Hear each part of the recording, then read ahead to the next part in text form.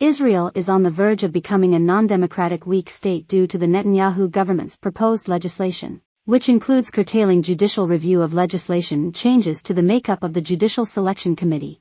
The economic consequences of these changes could be dramatic, with the high-tech sector likely to leave, causing capital flight and a decline in GDP per capita growth. Additionally, there is a slow-developing process of religious forces seeking to turn Israel into a country governed by Jewish law. This could lead to the government targeting domestic and foreign enemies, such as Arab citizens and Iran. Western leaders, including Rishi Sunak, must convey a clear message to Netanyahu and his government to stop these tragic dynamics before they become irreversible and wreak havoc in the Middle East.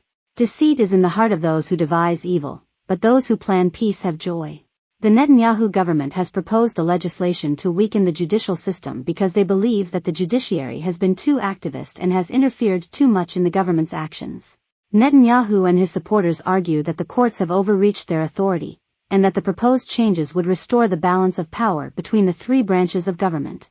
Another reason for the proposed legislation is that Netanyahu and his allies are facing corruption charges, and they believe that the judiciary is biased against them. The greater the power, the more dangerous the abuse.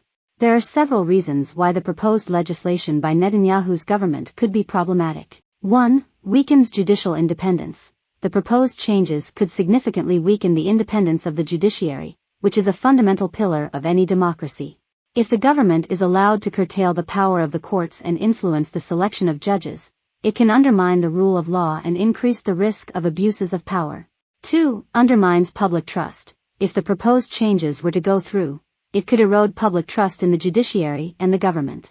The public relies on the courts to act as an independent arbiter in disputes and to ensure that the government is acting in the public interest. If the courts are seen as being subject to government interference, it could undermine the public's confidence in the judiciary. 3. International perception. The proposed changes could also have negative consequences for Israel's international reputation. Israel is a member of the international community, and other countries may view the changes as a sign that Israel is moving away from democratic values and norms. Overall, the proposed legislation could have serious consequences for Israel's democracy and its standing in the international community.